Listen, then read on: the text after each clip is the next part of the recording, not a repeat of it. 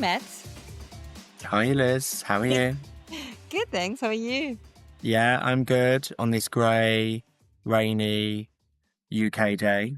Yeah, true, true. We had such good weather so far, and today is the day, but it's okay. We have our inner sunshine. Yeah, exactly that. And the plants need it. Let's think about plants and we'll think about nature. And then obviously back to duties as normal, hopefully in a couple of days' time, back to summer. Exactly. Well, so nice to have you. Thank you for being Thank here. you. I am going to start off by saying that it's lovely that we get to do this. We have worked together before, and Yes, we have. um, I'm really excited about this topic that we will be talking about today because I know you're very passionate about it. And Hmm. I have watched you being such a good role model within that as well back in our days at ASOS. So, yeah, I will start off without saying much more about why mental health is so important to you. I think it's so important because we all have mental health, right? And this is what people forget. I think it's really easy to think that mental health is just associated with mental health conditions or people who maybe are going through a different difficult period in their life. But actually it's more than that. We all have mental health and we all have kind of varying degrees of mental health, if that makes sense.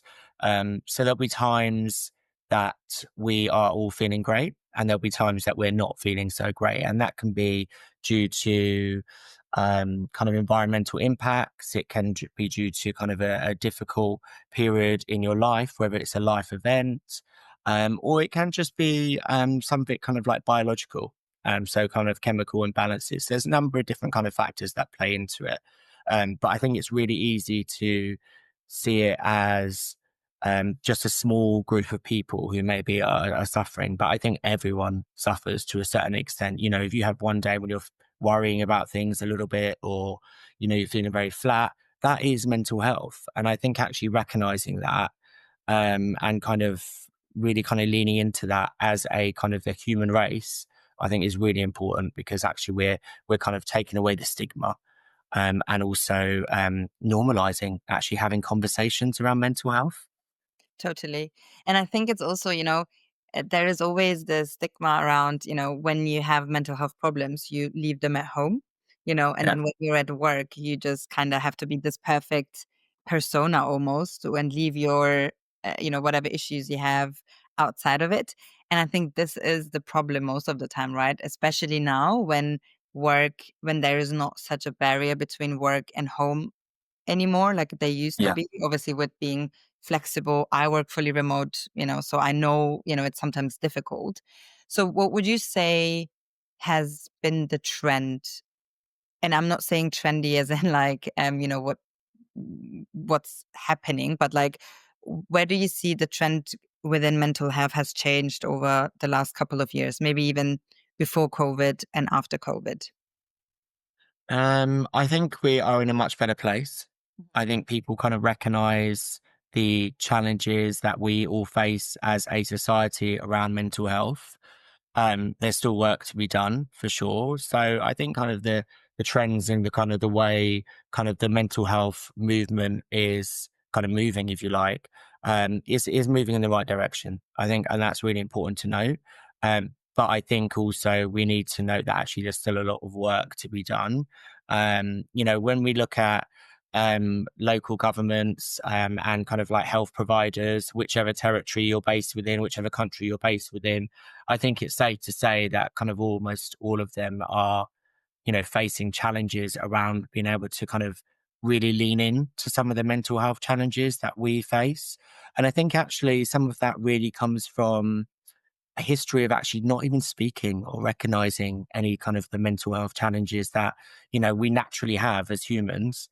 And I think maybe if you think back to like the 80s and 90s, and maybe even the early 2000s, there was so much taboo around mental health. If someone was down or anxious or they had maybe what's known as like a mental health condition or kind of like a neurodiverse, like myself, I'm neurodiverse. Um, they were kind of really seen as kind of someone who's got a problem and maybe not mainstream society, but actually kind of where we are now is we've recognized that actually that's not the case. Yeah. There is actually a lot of work to be done. We all have accountability. Everyone kind of has their own mental health challenges, and actually, really leaning in is the right place to be. But it's gonna take a lot of time for kind of health bodies, if you like, to really play catch up and put the right measures in place to support. Now there's kind of it's kind of a little bit more mainstream.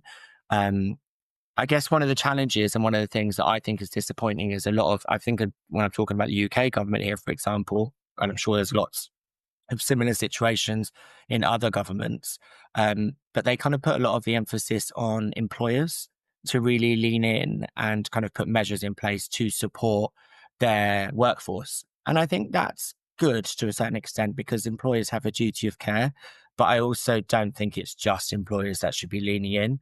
I think obviously the government needs to really kind of step up in terms of the mental health resources and the funding. And I know there's obviously challenges, but there needs to be more. Because I think at the moment, we're looking at kind of a bit of a crisis, I think, in terms of mental health, particularly with young people. Totally. And what would you say is the reason why this has increased so much, or we are in the crisis of mental health? Do you know what? That's such an interesting question. I think there's a number of different things. I think one is that we're talking about it more. So I think it's always been there.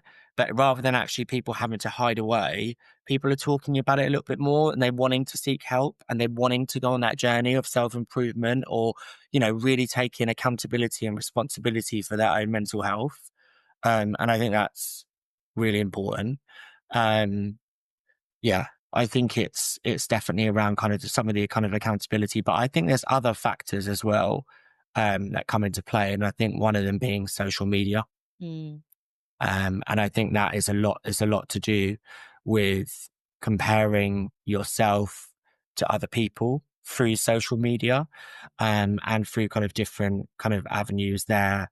And also, I just think modern day life is stressful. mm, I find it really stressful. I'm like always kind of making profound statements like, is this normal? Should we be running from one thing to another? Why do I always feel under so much pressure? Is everyone else like this or is it just me?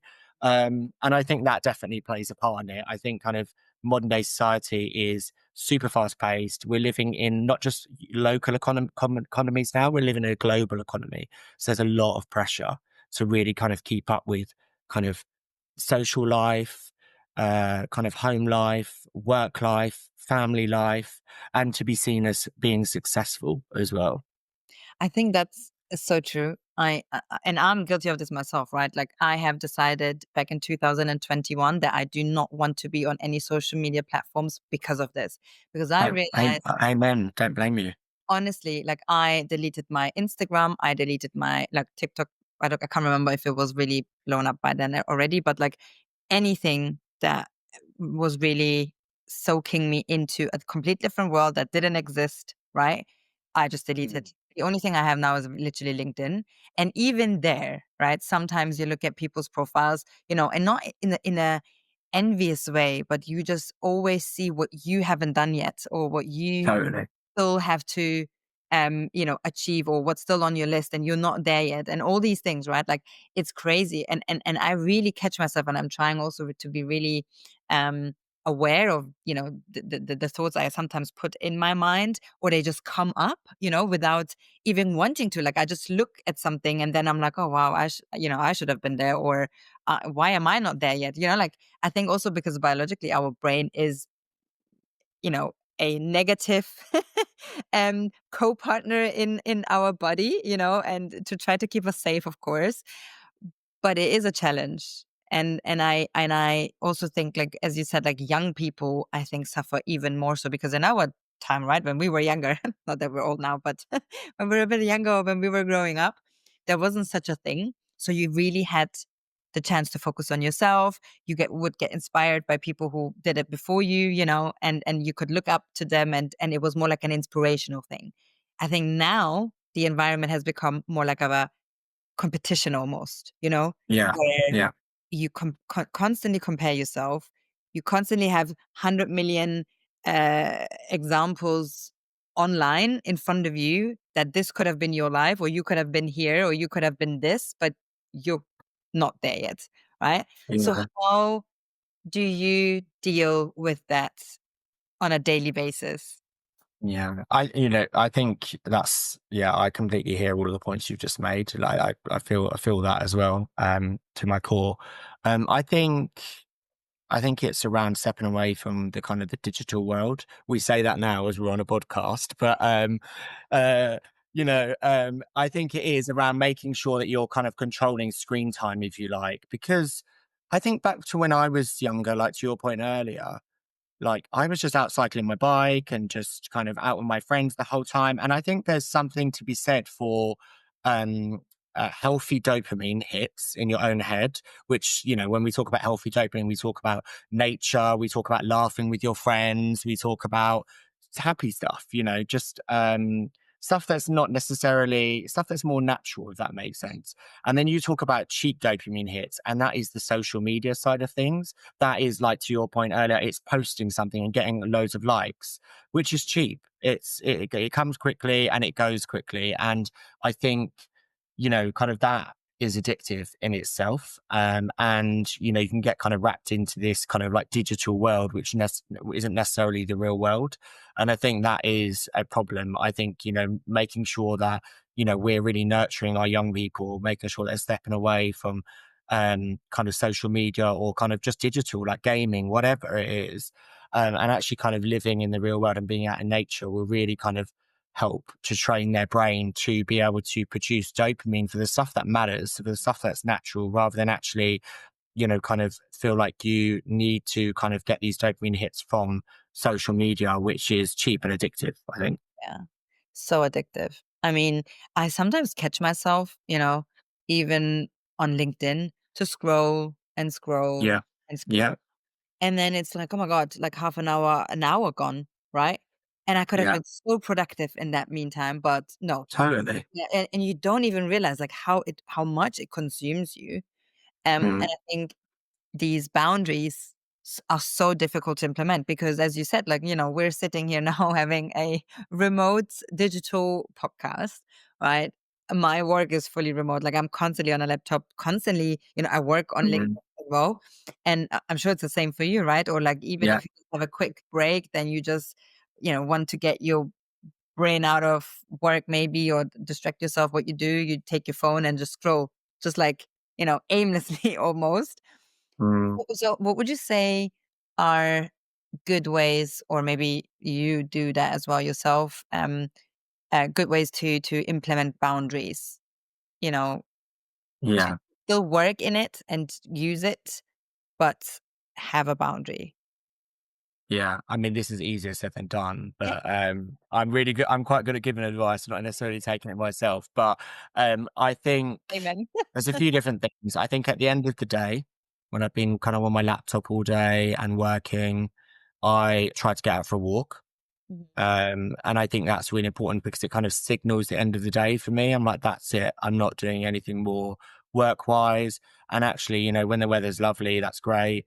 When the weather's not so nice, it's not as easy. But, I think actually just breaking it up and kind of getting out in nature, kind of trying to really reconnect and actually not go on your phone when you're on that walk as well. I think it's really easy to be, I see it, all the time around me, like going on walks with friends or other people walking, and then they're just on their phone. It's like, you might as well just be at home. You should just really be present and taking that surroundings. Like, look at the, like, this is going to sound really hippie now. I'm a little bit of a hippie, but I look at the trees and just take in and look at nature and kind of really just think, oh my God, this is crazy. Like, we're one little small person in this whole universe, this whole kind of grand universe is there. And it kind of puts everything into perspective, I think. So I think it's that. I think it's being strict with yourself in terms of saying, actually, that's enough now. I'm not going to sit there and scroll. And to your point earlier, that scrolling and scrolling is something I do sometimes. And I've had therapy, as a lot of people have, and I think it's great. I think that's another important thing. Same. But they call that doom scrolling.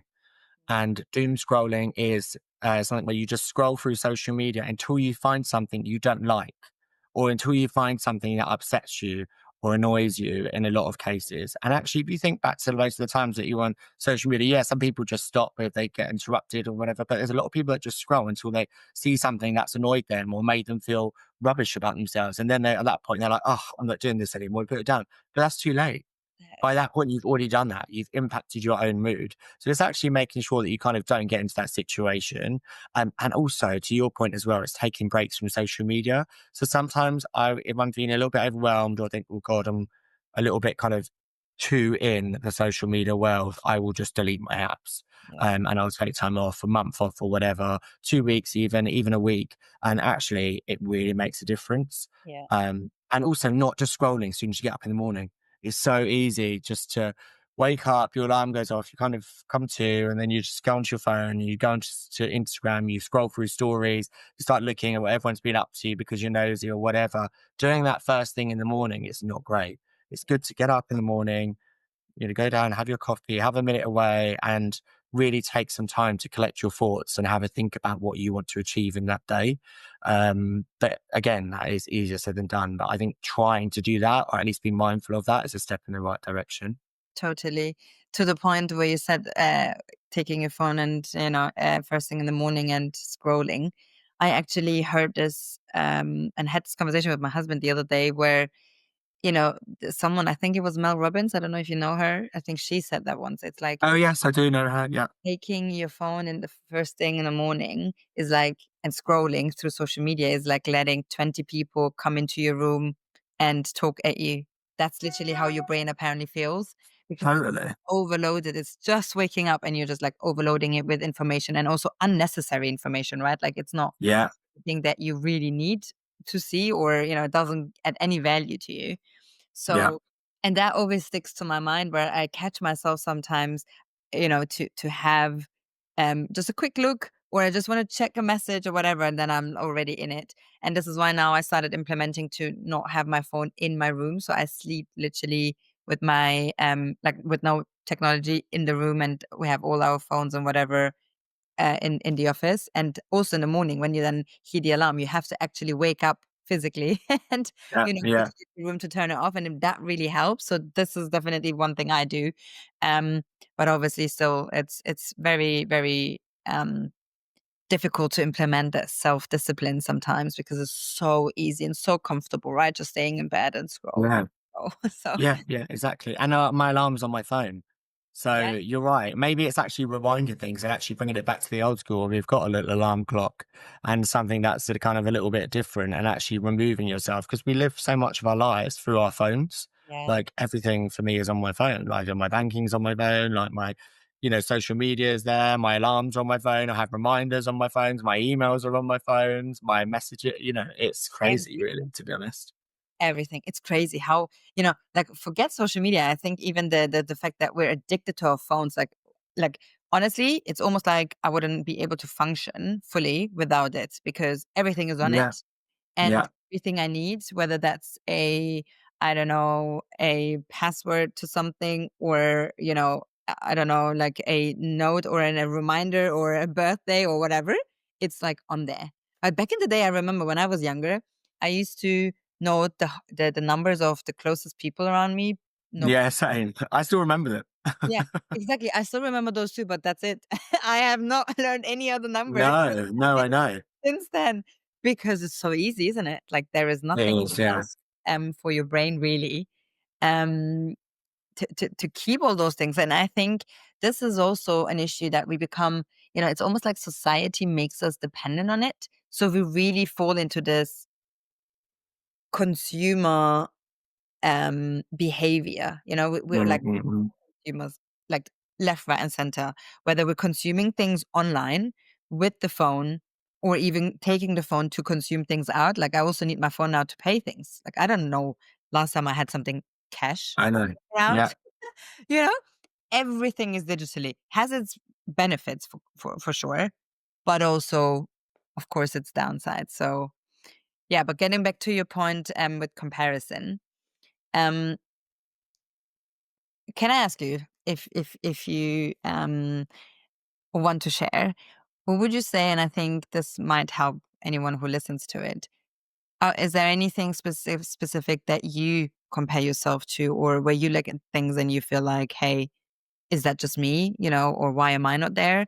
And I'm asking deliberately because I think sometimes what happens a lot is that we think it's just us and we just have that problem and everyone else has it all sorted and, has it all, but it's just me.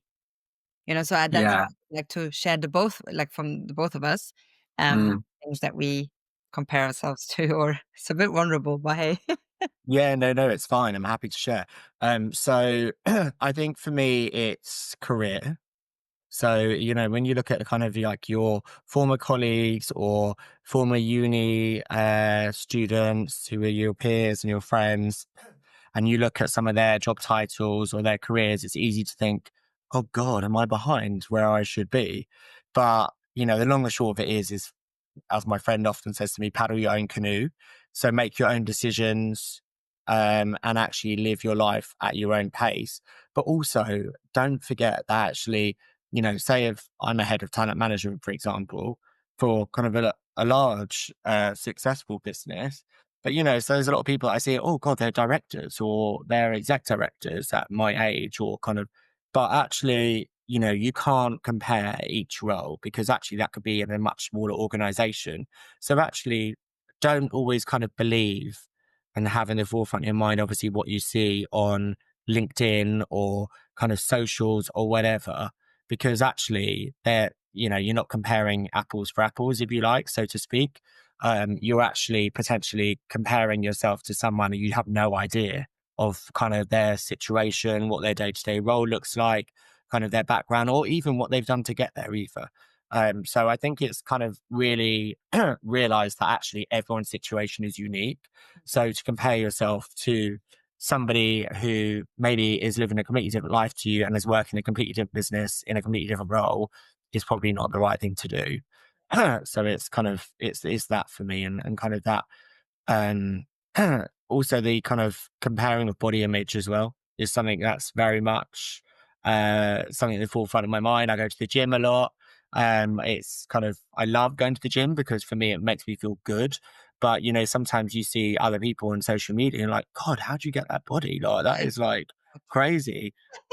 But, a lot of those individuals, are individuals who that's their job. They're a personal trainer. So they eat a certain diet, they restrict themselves in this, to a certain extent. And they work out in the gym like all day, every day. And that's what they do for their career. So of course their body is going to be amazing in comparison to someone who has to work at an office desk or whatever. Yeah, So it's about being mindful of that as well. But it's very easy to, kind of compare yourself and look and think, I should be at this place in my career, but you're comparing yourself to someone who's just career focused, if that makes sense. Or I should have an amazing body, but you're comparing yourself to someone who's a fitness instructor. You really need to like think about actually yeah, all of the different layers that fit into your life. And because obviously we have kind of the socials and that side of things, you see these people and they're put on a kind of a platform to you. But the reason they're put on a platform is because they are at the top of their game. But it's very easy for us to compare and be like, oh my God, like I'm like nothing like them. But actually, you're comparing yourself again, not for apples. It's completely like comparing like apples for pears, for example. totally. And what's funny? Like I always, and with all respect to everyone who is an influencer or Of whatever course. they do on it online, right? Like if they earn their money, well done to them. Like I'm Totally. Yeah. all like not hating on them at all. But then at the same time, sometimes I think I don't know one person in real who has that kind of life or that kind of lifestyle or that kind of a relationship or that kind of a success. And I'm talking about just success, right? Like no failure, whatever. Mm. Like this perfect image, that you sometimes see and compare yourself to. Honestly, I don't know anyone in my real life who has that. And if there is someone who's been super successful, I know they have been struggling, you know? Or if there is someone who has an amazing body, I know how they were looking or how they looked 2, 3, or 5 years ago, you know? So it is Yeah. like Yeah. hard work that they put in, the Totally. suffering that they went through, but then obviously no one really, I mean, I think that has also become a bit better, right? People do share more now failures and do share more their real story behind their successes. But I think in general, there's always this almost this desire to showcase a perfect image of yourself And then Exactly. like me and you, or like, like everyone, I guess, does that, compares themselves to this perfect picture that's probably not even, the truth. Sometimes I look at pictures of myself where I know I was mentally not in a good place. But if you would have just looked at the picture of me, you know, you would think, oh my God, perfect. She's super happy. Or, she's having the best time of her life. Mm, But I mm, know in that picture, or in that video, I wasn't happy, or there was something going on in yeah, my private life. And then sometimes I think and really try to remind myself of that too, that I do the same. Like it's like you can put it on for a second, or you obviously don't want to share with everyone your whole story either.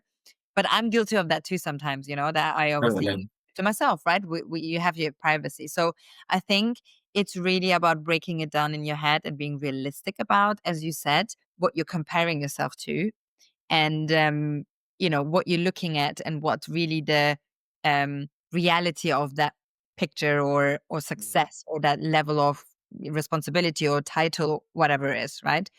Because I think we had this conversation before too, right? Where you can be a director, but you might have no team. Maybe Yeah, totally. and you have the director title, but is it a director really in the Yeah. spectrum of a company that you work in, for example, or I do, so I think there's always yeah, like a perspective to everything. And as you said, like, it's so easy to say that to other people, but it's important to implement to yourself. So noted for myself too. Yeah, 100%. That's exactly it. It's actually just about being mindful of that and keeping that in the forefront of your mind. Yeah, So that will kind of help you because it's easy as well for our minds to play tricks on us. I say this to people all the time, and I say this to people who are going through a difficult period. When they're if they have an imposter syndrome or they feel like rubbish about themselves for any shape or form, I'd say, this is your mind playing tricks on you. This is, your inner child, if you like, so to speak, or kind of psychology speak, if you like, saying you're not good enough, you're yeah, rubbish, you're this, you're that. But actually, it's about kind of just saying that is not real. And actually, there's a kind of a theory that I have, or well, that one of my therapist gave me. And that is called the compassionate friend theory. And actually, it really was a game changer for me. And it was very much a case of when you start saying bad things to yourself or horrible things to yourself in your own mind, like, God, I'm rubbish at my job. Oh, God, people mustn't like me. You have to imagine if you said that to your friend and spoke out loud to your best friend or one of your most caring friends. Your best friend doesn't have to be the most caring, we've all got different people in our life. What would that friend say to you? And I know that in my situation, my friend would say, don't be so stupid. What are you talking about? You're acting crazy.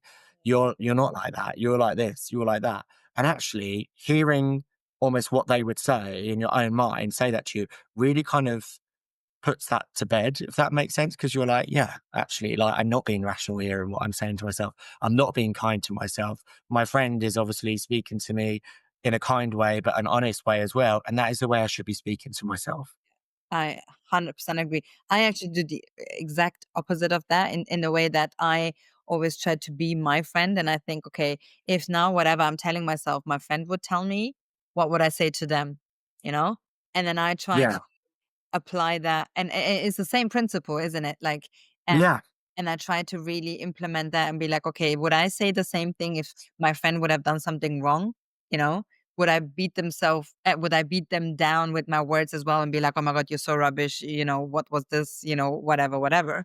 No, I wouldn't. I would be really kind and try to support them and motivate them to, get over it and do it better next time and learn from whatever they did wrong. Hmm. So it's Hmm. like really trying to be your own best friend, I guess, and Totally. being your friends when they're not there and you can't have maybe a direct conversation, because sometimes it's also difficult to say the things out loud, right? Like when you think them, it's fine, but when you say them actually out loud, sometimes it's like a bit of like, I personally feel like that. I feel embarrassed of my thoughts sometimes where I'm Mm. like, oh God, Yeah. what am I thinking? What is that? And Same. it's Yeah. really the inner child. It's really the child in us. So yeah. So Matt, what would be your top 3 tips for someone who goes through a difficult time, maybe has the feeling of I'm not good enough and I'm just not there yet. And maybe compares themselves a lot to someone and really, really feels like they're not achieving anything. What would you give them as a tip right now? I think firstly, be kind to yourself. Mhm. Actually focus on actually everything, not just the negative parts. It's very easy for us to focus on some of the things that we think we're falling short on, but actually really focus on the bigger picture. So really take time to actually focus on the really positive aspects of your life or you as an individual. Really take that minute and just kind of run through it in your own head. And I think the second tip for me would be realize that everything's temporary. So if you're going through a difficult time in your life, or you feeling like a bit of a kind of in a difficult position in general, that is temporary. And actually, as Winston Churchill said, if you're going through hell, keep on going.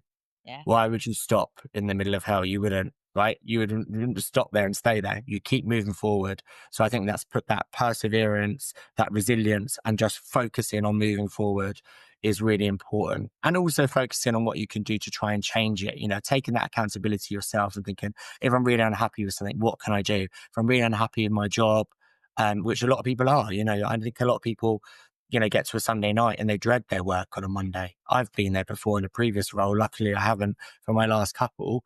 But I think really just then start focusing on actually what can you do to try and change that? Like start looking for other jobs, have a think about kind of what your next steps are, and actually use that kind of some of that kind of nervous or anxious energy to kind of really plow into something else. So you're repurposing that energy. Um, and then I just think, take some time out for yourself as well. Just do stuff that's going to make you feel good. Be around people that are going to make you feel good. Remove toxic things from your life and kind of just bring it back to basics a little bit, whether it's going for that walk in nature or just chilling with your friends in the park, just having a laugh, watching a funny film, anything like that. It sounds really simple, but actually all of that stuff over a period of time really contributes to kind of a larger impact and positive effect on your life. Totally love that. Thank you so much. I think especially the accountability bit is so important to really control or change what you can control and let go Yeah, of everything that you can't. And yeah, just do whatever you can to have a different outcome of your life by taking different decisions than you have before. Thank you so much, 100%. Matt. It was lovely speaking to you. And yeah, thank you. Very valuable. That's all right. Thank you so much for having me. And obviously, for all of you listening, kind of all the best. And remember, obviously, if you are going through a bit difficult time, it is temporary. It will get better. So just, stay resilient and persevere. Oh, that's so sweet. Oh, that deserves a heart. Thank you. All right. Cheers. Thanks so much.